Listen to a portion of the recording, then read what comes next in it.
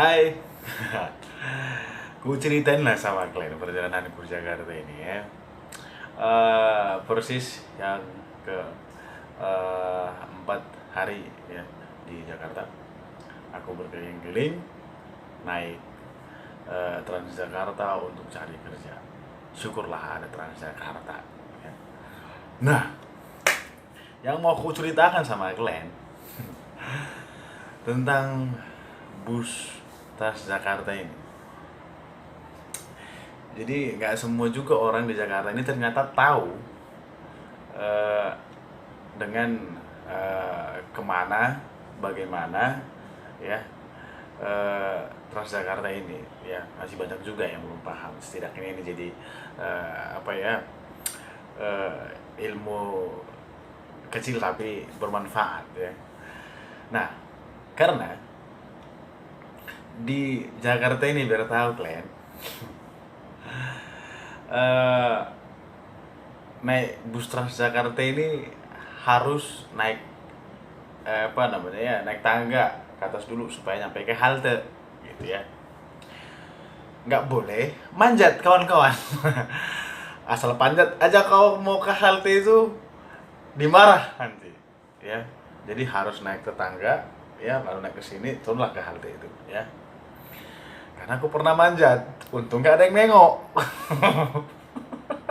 Mana nggak tahu kan, kayak ku panjat lah, mbak. Aku udah isi saldo mbak, ya. Aku mau ke sini. Dari mana ya? Ke sana dulu, katanya kayak gitu kan. Untuk ini cek log lah. Ya kayak itu teman-teman. Nggak boleh main panjat aja halte itu, harus pakai tangga masuk ke bawah ya kan, cek log lah, itu kena biaya 3.500 ya. Dengan 3.500 ini klaim udah bisa lah kemana-mana ya, asal nggak exit aja ya, nggak keluar lagi klaim dari halte itu. Kalau keluar kan artinya kita harus cek log keluar lagi, keluar tuh gitu. Kalau mau melanjut bayar lagi 3.500. Tapi kalau nggak keluar klaim, saya suka kan lah keliling sama Jakarta ini ya. Nah, cuman ada juga yang karena di sini tuh lagi pandemi ya, kawan-kawan. Memang sangat dipatuhin sekali tentang protokol kesehatan gitu ya. Sampai bangku itu ya harus dipisahkan lah, berjarak begitu. Nanti aku tunjuk dah. Lalu yang berikutnya itu, setiap halte itu si bus ini pasti akan berhenti ya, nggak kayak di Santar berhentinya kawan-kawan. Di kampungku sana berhenti sesukanya ya kan, mau ada sewa di depan ke kiri dia ngih katanya tampung, nggak diperdulikannya orang di belakang berkendara ya kan. Mau ke kanan sewa nunggu ke kanan ini angkot ngeh, wah ambil lah kan gitu ya sesukanya. Jadi kalau di sini tuh busway memang ada haltenya masing-masing, dan kedisiplinan berkendara di sini ya baik lah, baik ya. Nah, dan setiap halte dia berhenti nih kan, mau ada yang naik dan turun pun dia harus berhenti gitu si bus Transjakarta ini. Nah, tanpa aba-aba kawan-kawan.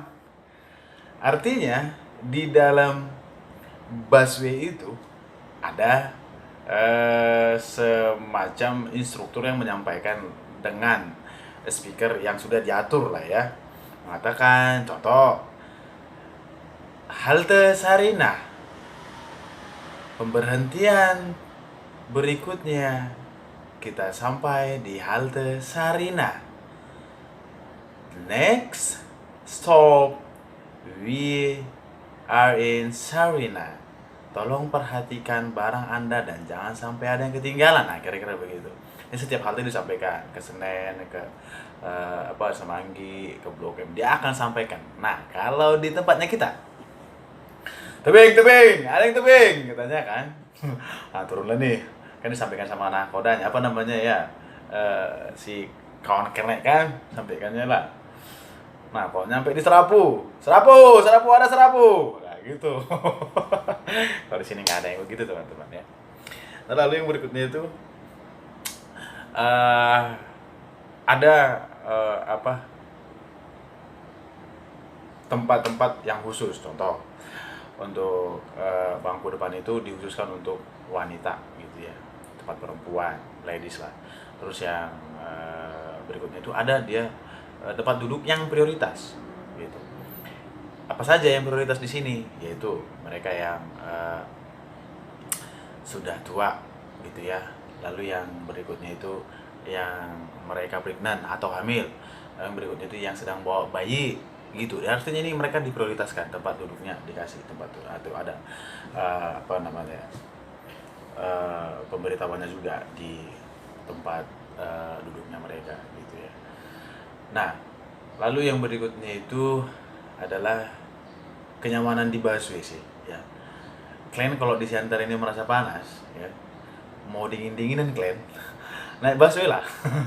Cuma 3.500 kalian jalan kemana-mana, bisa lihat Jakarta keliling-keliling. Wow, dingin nggak panas. Enak ya, orang AC semua, nggak ada yang panas, enak lah. Terus yang paling ini yang aku sangat-sangat bangga ya di busway itu, kita tingkat kesadarannya dan kepedulian persisnya itu sangat tinggi sekali. Aku sudah beberapa kali perhatikan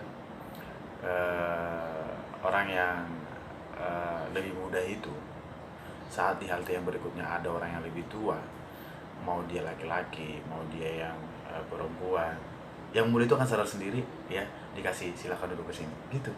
Itu luar biasa di busway, attitude-nya ya, atau perilaku menghargainya gitu ya. Itu.